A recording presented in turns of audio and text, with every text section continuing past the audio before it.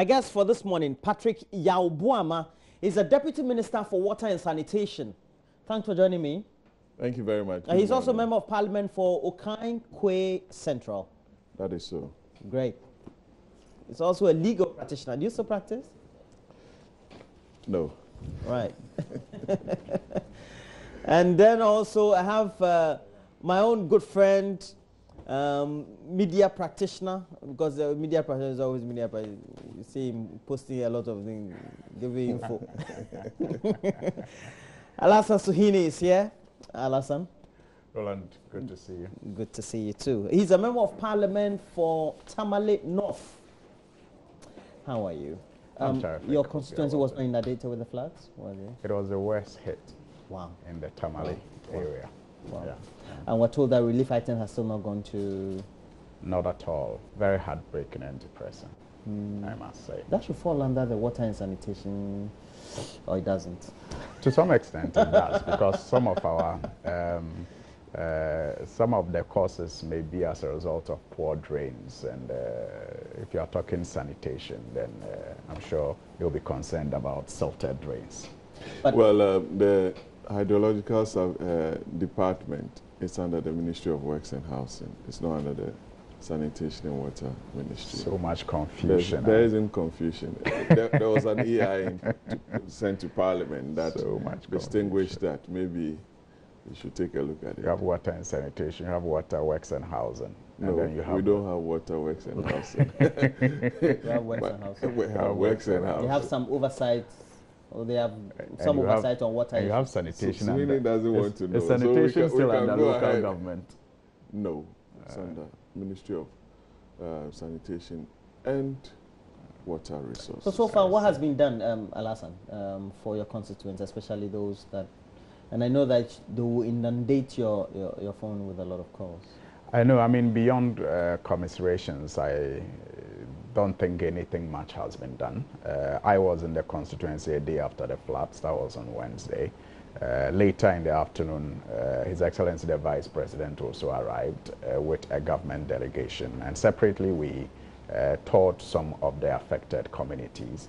One was hopeful that since the Vice President himself was involved and witnessed the plight of the people, some speedy actions would have been taken for some relief items to be extended to the people. So it's so sad that even as we speak today, many of the people affected are still counting their losses without any hope of relief coming from anywhere.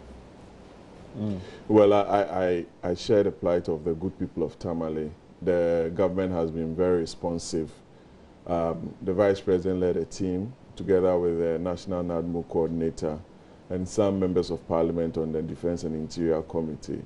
And government, I know, will come up with a comprehensive program to resolve this tragedy. So the Vice President, having gone there in the last couple of days, will now suggest that relief items will follow immediately, because he went there to assess with professionals to be able to come out with a comprehensive program. Know that this unfortunate event has hit Tamale, the heart of the northern region, and government has to come out with a very elaborate program. This is the reason why government in its program has laid before Parliament the Northern Sector, Northern Development Authority bill, the Middle Belt and the Coastal Development. These are all issues that are going to be dovetailed into such an authority. So I believe relief items will go to forestall or reduce or mitigate the losses.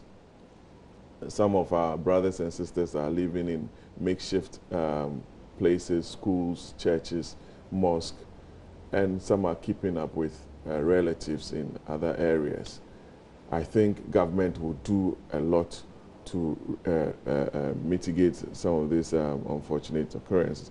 But I believe that as a country, we should have a very comprehensive program, because year on year, we've been having issues with the opening of the Bagri Dam, over flooding of the White Volta, and what have you. So we should sit down as a people from the north, look at how to tar most of the roads up north.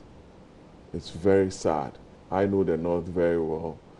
I don't think 40% or 30% of the roads up north have has ever been tarred.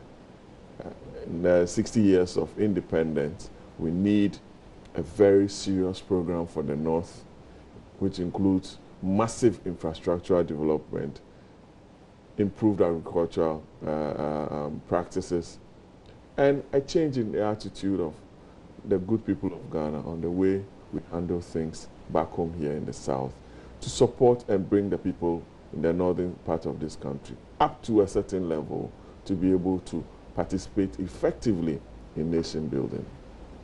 You know, Roland, I am concerned about the fact that relief items have not gotten to the people because we do have a history to guide us. This is not the first time that some of the communities have experienced floods, and they know how promptly some of the relief items in the past used to get to them, even if they were inadequate, but they got to them at least in time, just to ameliorate some of the suffering that they are subjected to as a result of the flood.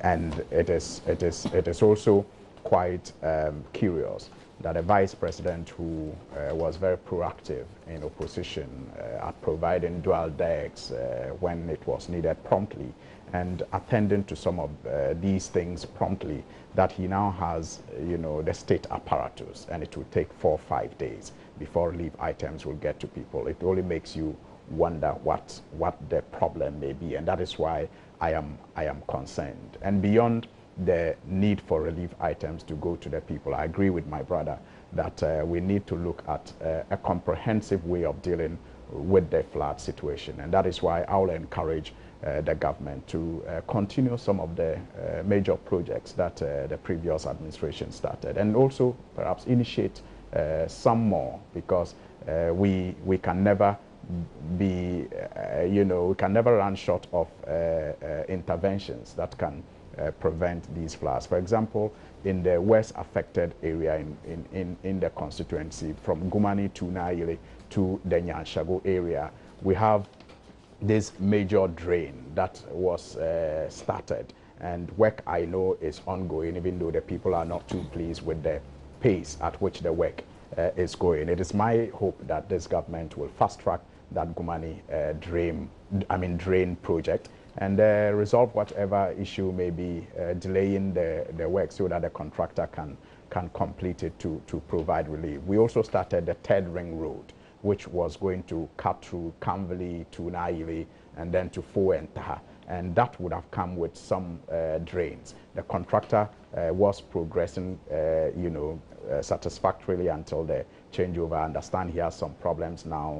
There were attempts to cancel the projects, and I wonder why, because it is to relieve the people, and if our politics do not ensure that we provide a better conditions of life for the people, then it is not worth it. And that is why it is my anticipation that the government will resolve whatever problem may exist, so that the contractor returns to site to finish that third ring road. It would, like I said, open up the communities and also provide the needed drains. That in itself may not stop the floods in these communities, but it will go a long way to reducing the effect of the flood. And then again, they can also initiate some projects. I also know of the Kalapwahini Road, which was started. And you know, when I even went to visit the community, the work that had been done so far was the reason why the flood did not even go beyond what many people expected, because of the gravity of water that flowed through the community. But some parts of the road had been done and the drain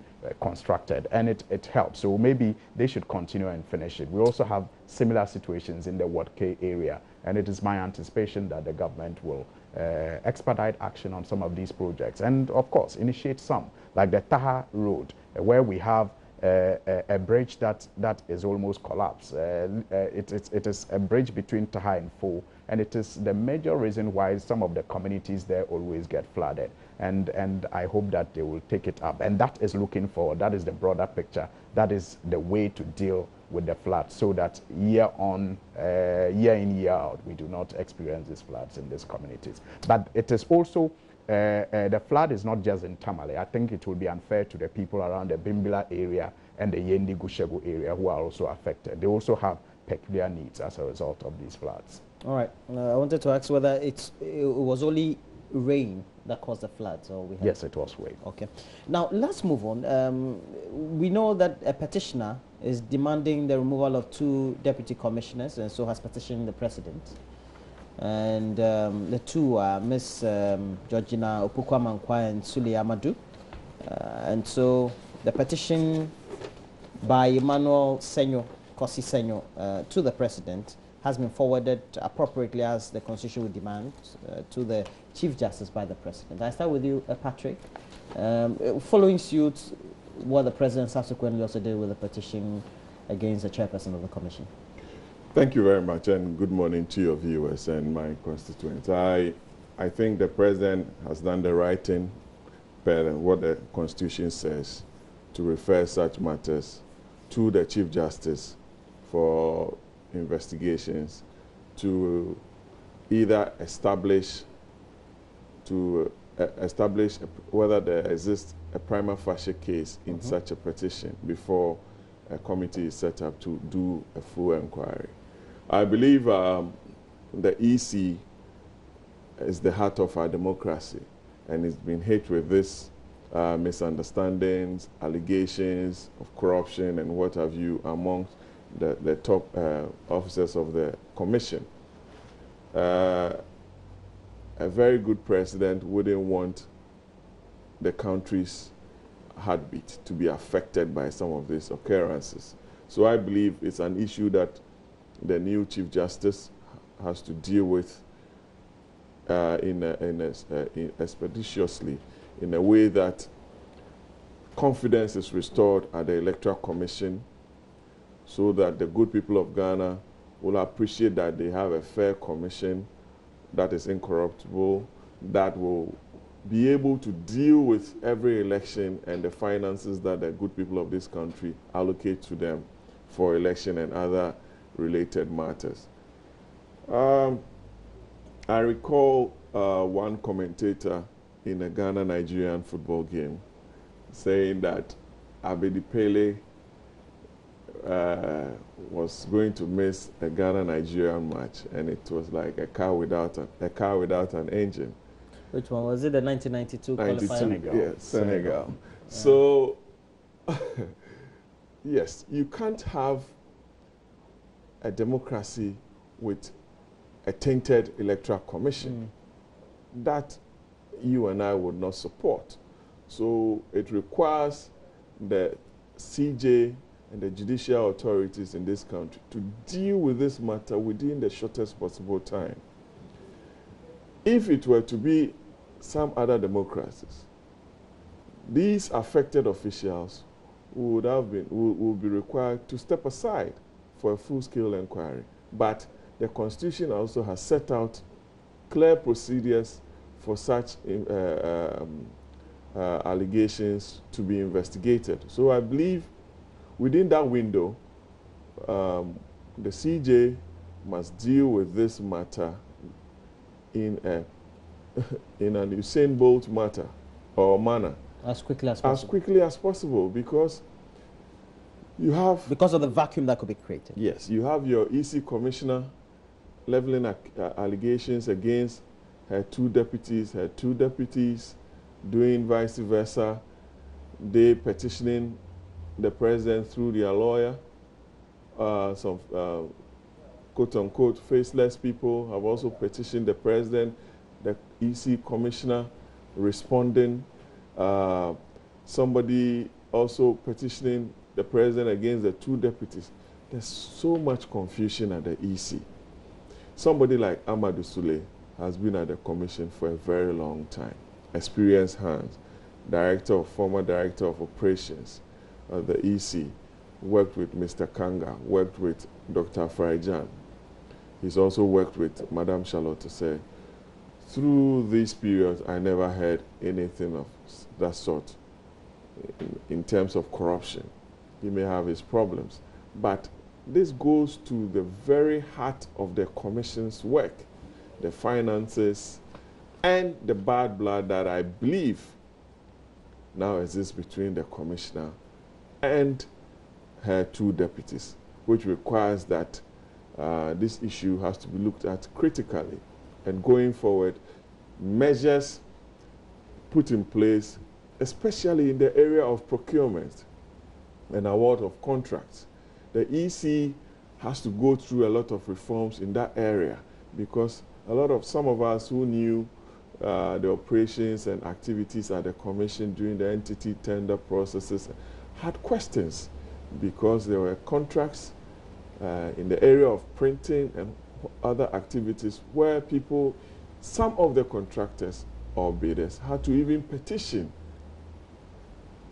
because their names were taken out of the tender processes. Because I know that this issue has been brewing for some time, but it's now at the fore, and the CJ has to look at it. It's now a matter before the Chief Justice, so we give her the opportunity and the room to look at all the facts before her to determine whether there exists a prima facie case against the commissioner or her two deputies, to enable her trigger the other processes as outlined in the Constitution.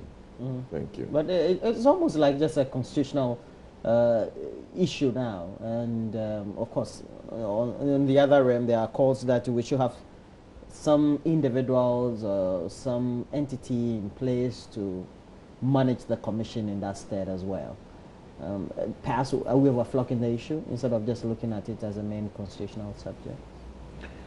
Well, you cannot practice democracy without the Constitution, and so it is not wrong if we look at it as a constitutional matter, because the bedrock of our democracy is with credible elections, and the institution that is tasked with that responsibility is the Electoral Commission. And so it is fair when we are discussing matters relating to the Electoral Commission to copiously refer to the Constitution. And that is where I have a problem when it is said that our president has no interest in the matter, and so any petition that goes to his table is forwarded to the Chief Justice. For want of a better word, I think that is not responsible enough, because there's a reason why the Constitution does not say that individuals should petition the Chief Justice directly. There's a reason. And the reason, I believe, is that it is expected that the presidency will be the clearinghouse. And so that... We'll take a discretionary position on the subject. Is that what you're saying, on the petition? What I'm saying is that the Constitution says that the petition to the Chief Justice must go through the President. Now, it is not, the President cannot be an automatic transmitter. The President shouldn't. He can't just be shipping. It shouldn't. He shouldn't. That won't be responsible. That he should look at the merit or not? Exactly. That shouldn't... Before he gets to the Chief Justice. It will be irresponsible for the President to just be shipping whatever nonsense you write about the Chief Justice to the about the about the Chief Justice or the Electoral Commission, you know, because those are the institutions that we are told. Body. You just ship it. I mean, then why did the Constitution say it should come through you? There should be a reason, because we have the spirit and letter when you talk about the law. So for people to say the president has no interest, so whatever gets to him, he transmits. So why do you say the president has interest then, Alassane? His interest is that, like my brother stated, and I agree with him, the president is tasked to ensure that the Electoral Commission is not discredited, you know, without basis. That is his responsibility to us as Ghanaians. He is to ensure that it is not discredited without basis. And one of the ways he can do that is how he treats petitions that gets to him, by leaking it to the media, when frivolous and unsubstantiated allegations How do you know are made. whether it's the I'm not president's saying that's what happened. I'm just asking the question, and I'm You are trying to look at rhetorical a broad question. scenario. Exactly, and I'm answering it. Very well. You know, so I'm saying that the president has to be responsible.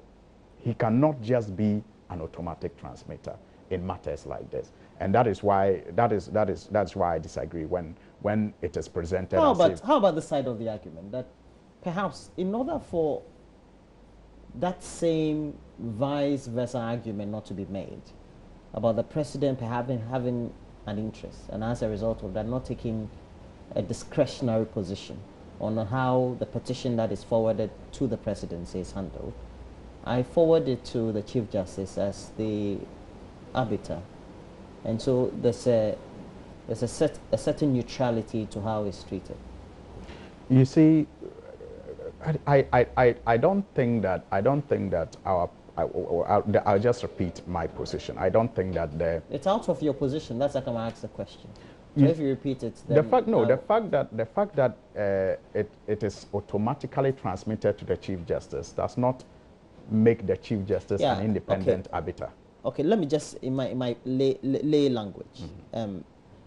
I may be the president, so I'm the president. I'm supposed to receive a petition, and in order for anybody not to accuse me one day, or posterity to judge me that I took a very personal position on the subject, so I want to dissociate my personal interest in it, and so I send it to the Chief Justice, who is clothed by the Constitution to take a proper look at it, and so my personal interest is devoid of any interest and any interaction as far as taking a decision on the content of the petition. And I believe that's what the president did. What do you think about that? You see, being a president is not a walk in the field. You are bound to take decisions, and people are going to judge you. So you're saying the president should rather man up? Exactly. Okay. The decisions, people are going to judge you based on your decisions. That is why you have a council of elders. That is why you have a cabinet to advise you. You are supposed to take decisions. If your fear is that people will think you have an interest, what about the thousands of decisions that you take in a day? Wouldn't that also be subject to people's views and people's, opinions? But should that bar you from taking a decision when you are so convinced that it is in the best interest of the country? It shouldn't. Well, and that is why, can I finish? And that is why I don't buy into that argument that the president shouldn't have an interest. We do know that in the past regime that was under Professor Mills, a petition was written about the then Chief Justice, and it became a media circus. But the president at the time took a position, and I'm sure Roland will recall when the president met the media in the castle, and this matter was raised, his face is, and related it to a press conference that was organized by his party chairman, that they had many ways of killing a cat. His response was, look at my face. Do I look like a cat hunter? And clearly, it was a message to all Ghanaians and to his party men that he was not going to hunt anybody. And if that was the purpose of that petition, he was not going to take a stand in it. And that is what I expected. I'm not saying that the president shouldn't have transmitted it, but I'm saying if the president did, he should have a very good reason for transmitting it. I hope, Roland, that it has nothing to do with his party's position when they were in opposition about the appointment of the Chief Justice. I hope that his decision, the chairperson of the Electoral Commission, I hope that it has, the decision to transmit it has nothing to do with his party's position about the appointment of the Electoral Commission chair when they were in opposition. You see, but when you tell me that he has no hand in it, I won't buy it. Well, and thank you. I think the president has been very responsible in this manner. The president has sworn to protect the constitution of this country. And if you look at Article 1463, it says that if the president receives such a petition, he shall refer. And the shall means that it's obligatory? I think so, in my opinion. refer. I've read other opinionated well, content material. we all have opinions, but I'm a student of the Constitution, that he shall refer such a petition to the Chief Justice, who shall determine whether there is a prima facie case. President Mills, may his soul rest in peace, on C.J. Woods matter. Were they allegations of this magnitude?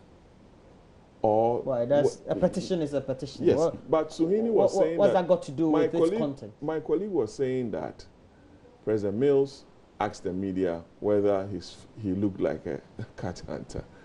But in that instance, there weren't such allegations of financial... So there's discretion. Malfeasance, So there wasn't this.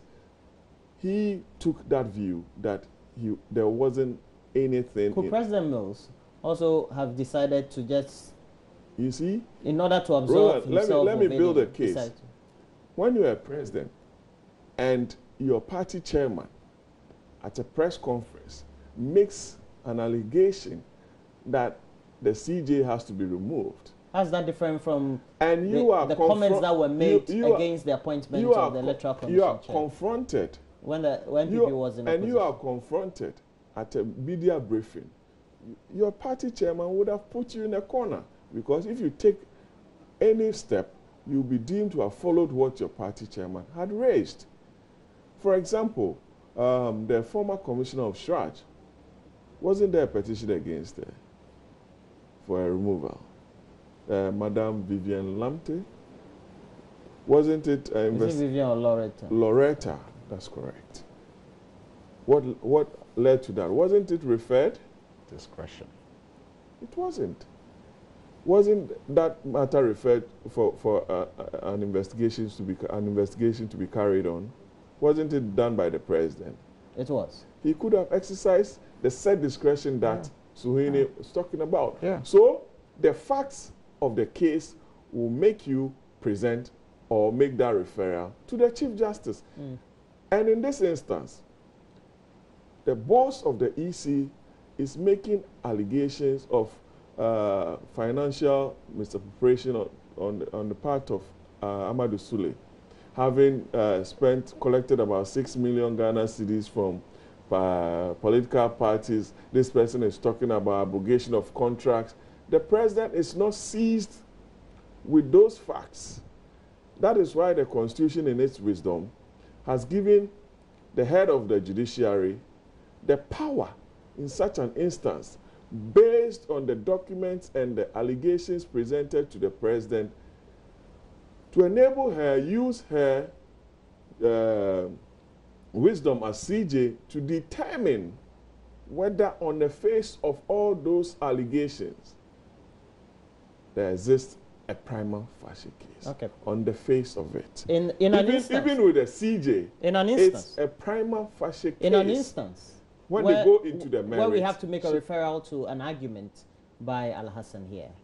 If the president decided not to forward the petition to the CJ, how could the murky nature by the content of the petition and the response thereof of the chairperson of the Electoral Commission, allegations of malfeasance and impropriety in the award of contract, etc., be dealt with without the involvement of the CJ? Because it could be looked at more as an internal issue. Also. In my earlier submission, I told you that there has to be, after this investigation, mechanisms and means of ensuring that the budget that Parliament approves for the EC goes through proper and laid down financial processes, especially in the area of awarding of contracts. The CJ's intervention, of course, is based on the Constitution. Would they cure some of these incidents? Roland, I cannot speak for the CJ. Okay. The CJ... So it means that we could have not forwarded the petition to the CJ and still dealt with the allegations and counter-allegations, the maladministrative practices of the Electoral Commission. I'm sure... For which we have the chairperson and the person of the two other deputies involved. Roland, let me be very cautious here. I'm sure that if a committee is set up to investigate some of these things, they would definitely come out with recommendation based on some of the things they would have detected in the financial operational administration of the EC. So let's leave it with the CJ. A referral has been made. Whether the president did the right thing or not, I believe the president wants to insulate himself from the happenings at the EC, wants to protect the sanctity of the electoral body, wants to ensure that going forward in the next election, 2020, we wouldn't come and sit here and be talking about financial malfeasance at the Electoral Commission. This case has presented to the good people of Ghana, the Judicial Service, the President, Parliament, and every state institution that you are being watched. Your financial administration of processes could be the subject of a public debate. And so, can somebody also argue that perhaps even this case, coincidentally, has also buttressed the MPP's argument while they were in opposition about the Electoral Commission and even the appointment of the EC chairperson? See, I don't think you can produce a document from the MPP. We've had utterances of notable members of the MPP. You have to be careful. Was there an official statement from the New Patriotic Party challenging the president for appointing? That's always different. You see, Suhuyini can come and sit here and make his own case about certain activities of his party. But does it mean it is the official position of the party? There are two things you have to be careful. All right. If I come and sit here, I can also draw some instances. For example, if you look at your party manifesto, the way the party said it will implement free SHS, it's not the way you're implementing it. So this is not the official implementation idea of the party that government is implementing. Can I also make that conclusion? You can, but government... Can I make that conclusion? The government of President Akufo-Addo is implementing what is said in his party manifesto on free SHS. That's not true. Anyway, but you see, just a quick one. I like the differentiation between position, party position, government position, and individual position. But the president is not wrong. The president has taken a position because the Constitution compels him to. Absolutely, Roland. I am not judging the actions of the president. I am saying... But you feel that he could have better dealt with I am saying, no, I am saying... Do you think the action he's taken perhaps shows a certain posture of perhaps a president that is not interested in taking a decision for which he will be held accountable of being a protector of Ghana's democracy? He has taken the decision. The communication around the decision is what I have a problem with. The communication around the decision seemed to suggest that he had no choice. And I'm saying that is not correct, because the framers of the Constitution knew what they were doing when they said that petitions must pass through him. So he becomes the clearinghouse. Right. And my brother here has just even gone ahead to give us reasons why he thinks that in the past petitions were not forwarded because, per his explanation, they may have been frivolous. But in this case, the gravity of the issues raised requires that the president transmit it. And the grievous? What I'm saying is that, yes, then therefore it means that the president has made a judgment based on the petition he has received. And he thinks that the issues are grievous enough to be transmitted to the Chief Justice. But the president has to rather not made any judgment, thinking that I don't want to make any judgment at all, and so let me forward it to... My brother just told me that there are grievous things, and maybe in the past, if it were not reviewed, if petitions were not referred, and that's the point that has to be made. Roland, another issue has to do with how this whole thing even became a media circus, even before the president saw it. Tell me. I can't understand the motive. We were told the president was out of the country. The president press secretary told us the secretariat received the petition. But before the president could come to the country to take a decision on it, media houses had copies of the said petition. Was it from the presidency? Was it from the petitioners? It is something that I do not know, and it is something that for me is curious. Again, Roland, quickly, I saw a statement signed by Georgina Opoku Amankwa, that is one of the deputy commissioners. And the last 3 paragraphs are very interesting to me. Now it says that I am in consultation with my lawyers, and states the name of the lawyers, and at the opportune time will respond appropriately to all said allegations. All said allegations. Now, that statement, by my little understanding of English, means that she is now in the process of considering... This is dated when? Dated 25th July, okay, 2017. And this was in response to allegations that she had... At the time, there was a circulated so-called response from her, and this letter was... in denial, yes, of those that, of those But thereafter, response. subsequently, I think we've had some response from her camp. From her camp? Yes. Or from her. And that is also interesting. Now she says, in the last paragraph, I am by this disclaimer calling on all authors of such releases, if it is from her camp, she's telling you that by this disclaimer, she's calling on all authors of such releases. She didn't even talk about releases. In my name, whether sympathizers or mischief makers, to desist from using my name in any media war.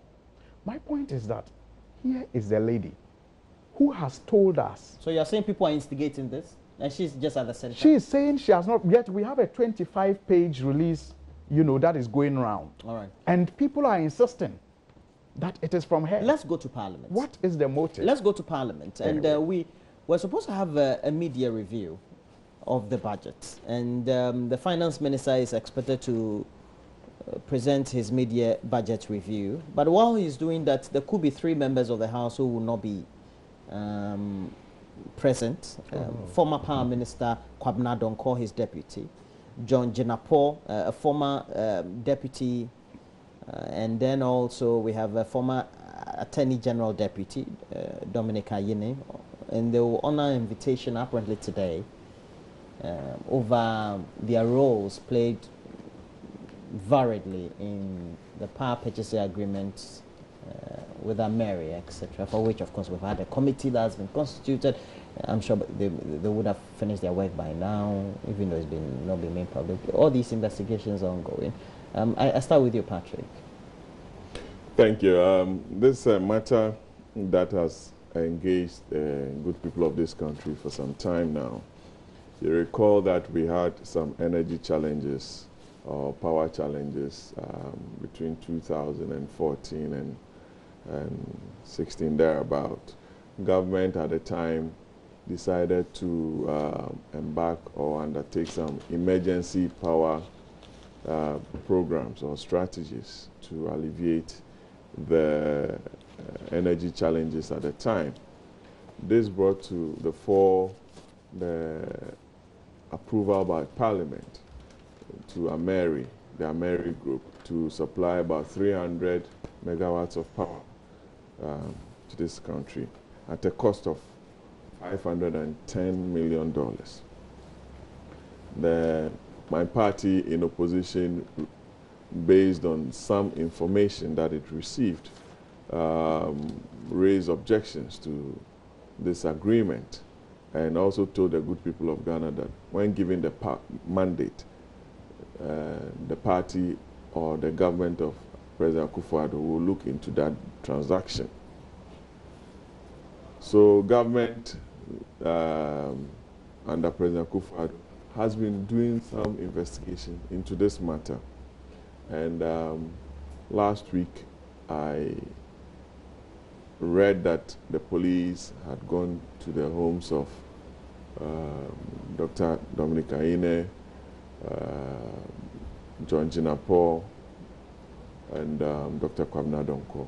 And has taken away some iPads, laptops, pen drives to assist them with their investigation.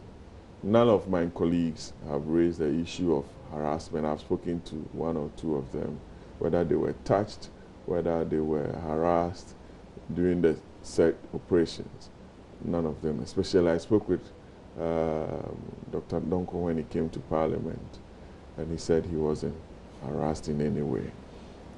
I think the Speaker of Parliament, the Minority Chief Whip, and the Majority Leader have raised issues with how the police conducted the raids. And the Speaker went further to say that he was going to invite the top hierarchy of the police to explain some of their operational strategies in this regard, so that it does not affect the work of the members of Parliament as contained in the Constitution. So I believe we are yet to hear from the Speaker on his investigation or his meeting with the police on this matter. Be that as it may, the government has issues with the deal. Government believes that good people of Ghana could have been saved with a whopping $150 million in this transaction. I'm not seized with the facts, but I believe that government, having done its investigation into this matter, has some information to buttress this claim. So I believe that I'm just waiting for the Speaker to tell us when we resume sitting today, his meeting with the police and how the activities of members of Parliament who, whether in government or in opposition, are going to be protected in order not to affect their roles as members of Parliament as provided for in the Constitution. So, interesting times ahead, how my brother Suhini and myself are going to be protected in the way we do our work. Constitution talks about on your way to Parliament, in Parliament, within the precincts of Parliament, at committee meetings. You can extend the argument or the frontiers of your working as a member of Parliament, whether it extends to you being at home or getting ready. Why, it is assumed when you're home you don't work as a member of Parliament? That is for the courts and for the Speaker to tell us. Do you work at home? I work at home. Okay. My constituents come to me every morning at home. If I were not MP, they wouldn't come and visit me at home every morning. So I'm not going to put any interpretation on that. But I believe that the work of members of Parliament has to be respected. If an invitation is going to be thrown at them, it has to be done in a more civilized way, in my view. I don't think members of Parliament will run anywhere. And I believe that we should respect MPs and other state officials and give them the opportunity to avail themselves to every investigative authority, as per the Dan Abu Dhabi case, which was reported in the Supreme Court. So, Hine? Yeah, Roland, I am uncomfortable with the creation of a perception that members of Parliament want to appear to be larger than the law as a result of some of these immunities. I am not too comfortable with the developments that may create that impression. That is why this morning I am very, very excited that despite the position of Parliament, despite the position of the Speaker, and for that matter, the positions of the minority and majority leaders of the House, the three members involved, three members of the NDC, have decided that they will go and meet the police. I mean, John Jinapor, Honorable, Dr. Kobna Donko, and Dr. Ayini are not running away from accountability. And the NDC, for that matter, is not afraid of a probe into our previous dealings when we were in government. And that is why I'm glad that the three gentlemen, despite the position of Parliament, have decided that they will submit themselves to the CID this morning as invited. It is simply in line with our tenets as a party: probity, accountability. All we have argued for is that it must be done decently. I mean, there's a reason why on the ballot paper, campaigning to be member of parliament, I do not put my wife and children on it. So I don't think that you can say it is not harassment when people rush into my home at 5:30 a.m. to look for things they claim are documents without any prior notification to me. The thing is simple. You want to come and search my house. When you go to a court or a judge to request for a warrant, and you know your motives are genuine, what I expect you to do is to notify me that, look, we are coming to search your home. We are demanding this. We are requesting, a warrant from a judge to search your home. So at that point, I will also have the opportunity to argue before the judge whether that warrant should be given you or not. Now, you do that behind my back. That is not against the law, but you do that behind my back. You come and loiter in my neighborhood at about 3, 4, 5 a.m. when my door is open. Then you rush in, armed to the teeth. You mean they lay ambush? Yes, that's what we are told they do. And then put my family through trauma. I mean, for example, can you imagine, Roland, when you were preparing to come to work at about 5:30 or 6 a.m., maybe your kids are being prepared for school, policemen march into your home with guns. You are an adult enough, and perhaps if you are in politics, you can understand and deal with it. Can you imagine how the day of the children would be like in school, knowing that policemen came to their house? They will go telling their friends and trying to understand from their teachers what it means. You have simply, disorganized the mindset of the family for that morning, and that is harassment. So all we are saying is that, look, if you want information from me, and these three gentlemen, remember, Roland, when the ministry set up a committee to investigate this matter initially, the three gentlemen and other members of the NDC volunteered to cooperate with the committee and publicly stated that if the committee needed any extra information, they were available to give that information. So clearly, these are not people who have in the past acted in ways to suggest that they are not willing to cooperate with any investigative body. At the time, we're told by the members of the committee and members in government that they were not needed and that all the documents required were available for them. So what are they looking for now? If we are not careful, maybe very soon the Speaker of Parliament and the clerks of Parliament, they also have their homes invaded.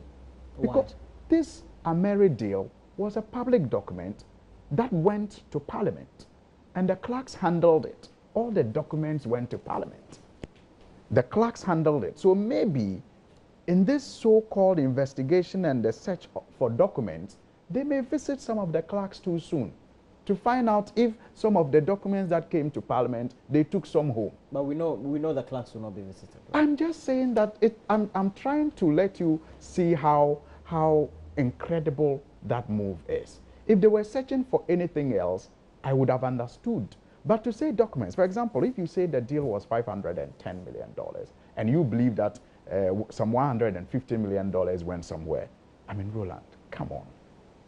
Are you telling me that there are documents to if indeed people screamed of 150 million, are you telling me that there may be documents to prove that people signed some contracts that, okay, we are selling for 530, but if you ask for the 150, pass it back?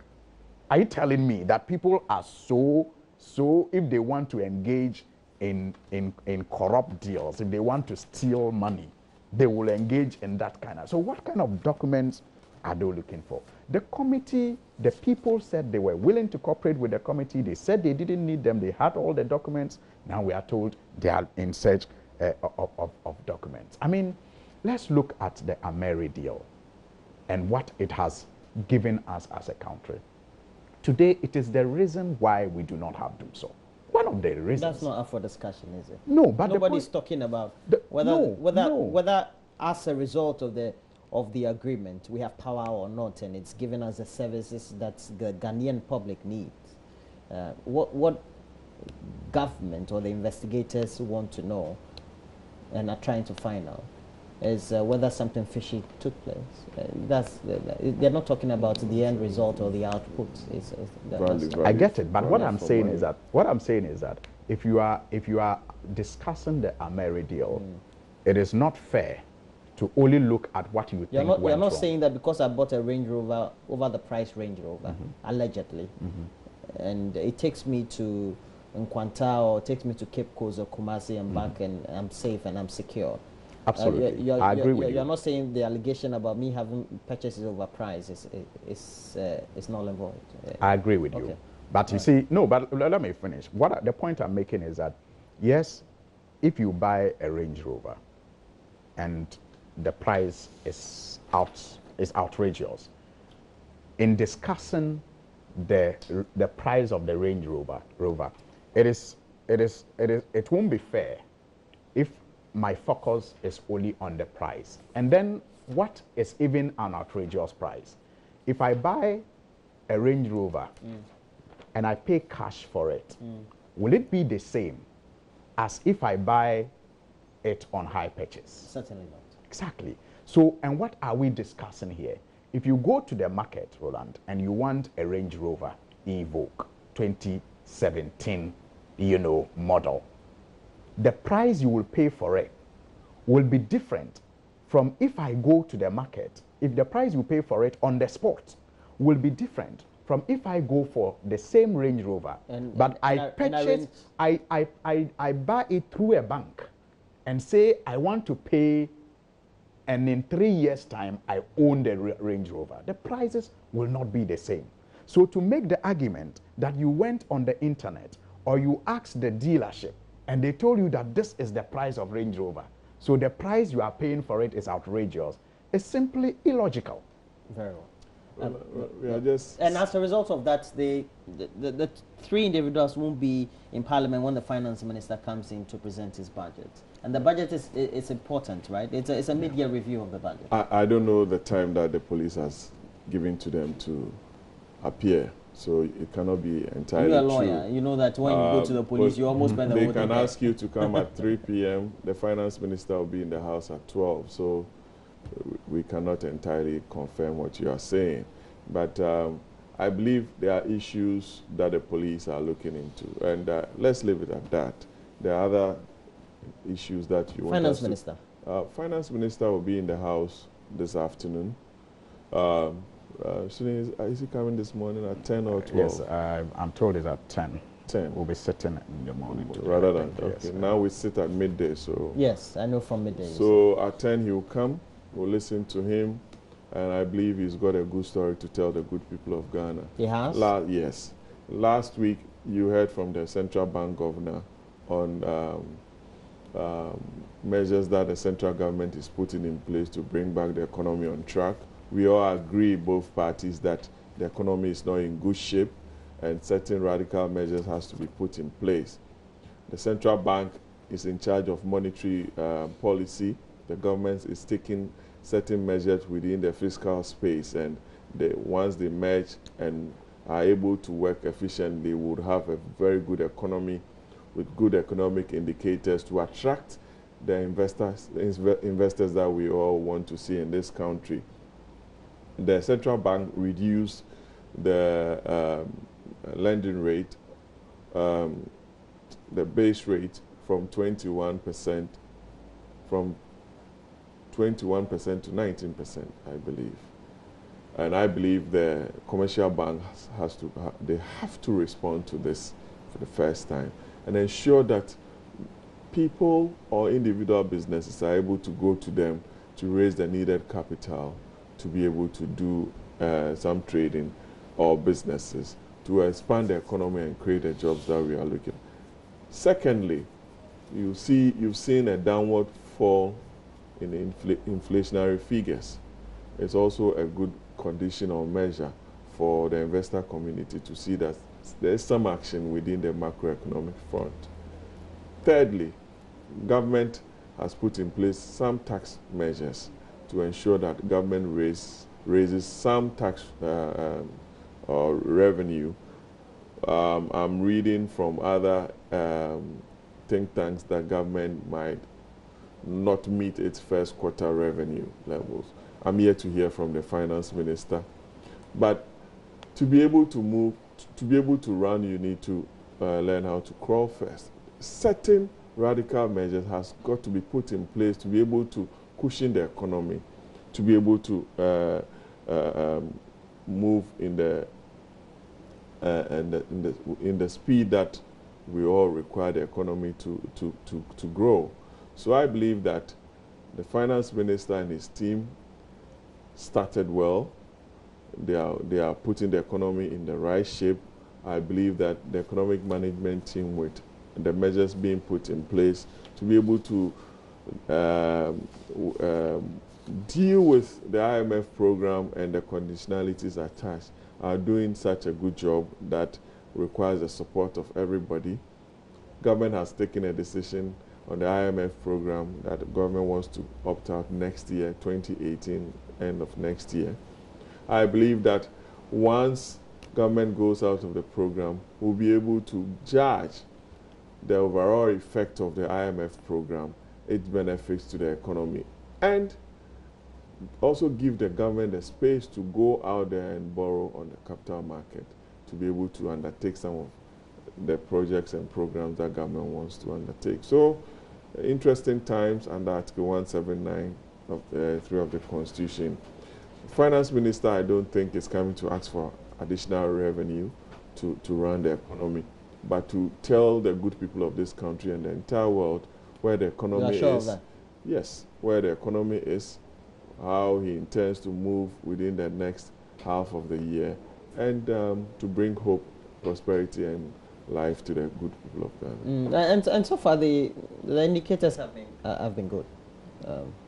That also points to a certain trajectory of some positivity on the macro side, and also ultimately with decisions taken by the Bank of Ghana, especially for the financial institutions, especially on the base rate, on the micro side.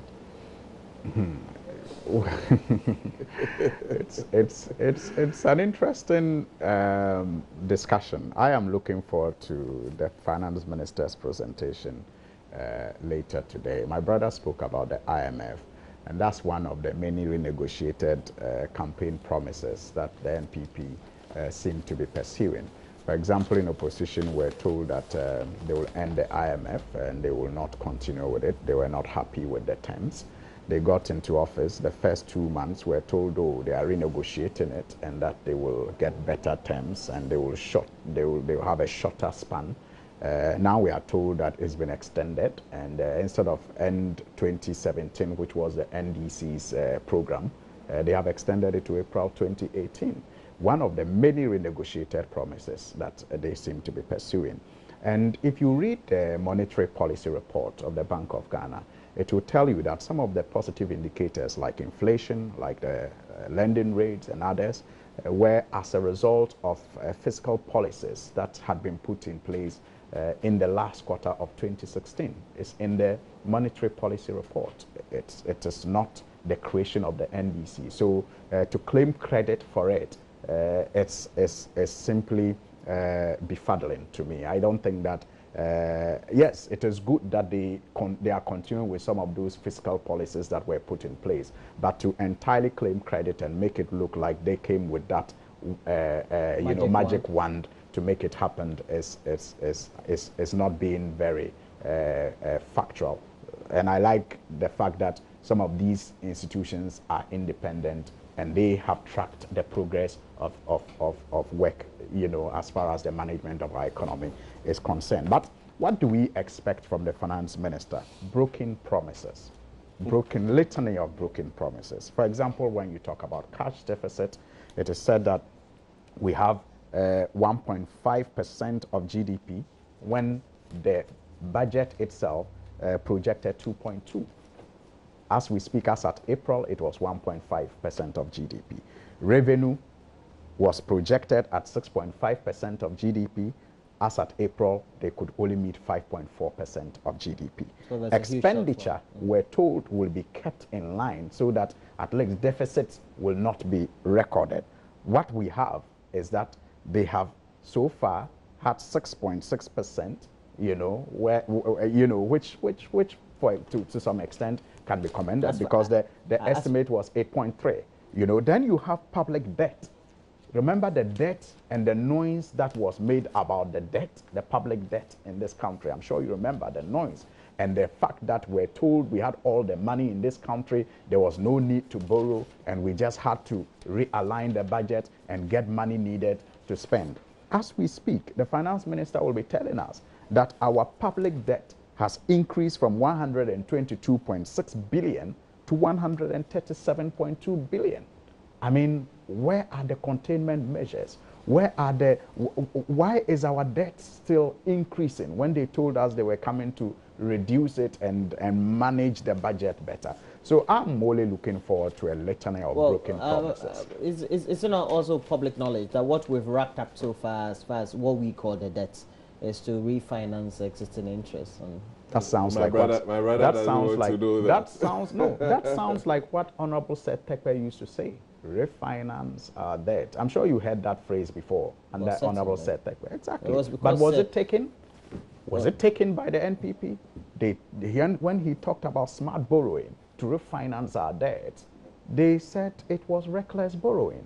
So what is different from theirs? What is different from Seth Terkper's smart borrowing to refinance our debt to their, you know, so-called refinancing of our debts that is still leading to an increment in our debts from 122.6 billion to 137.2 billion in just 6 months? You're worried about that? Well, it depends. It depends for us.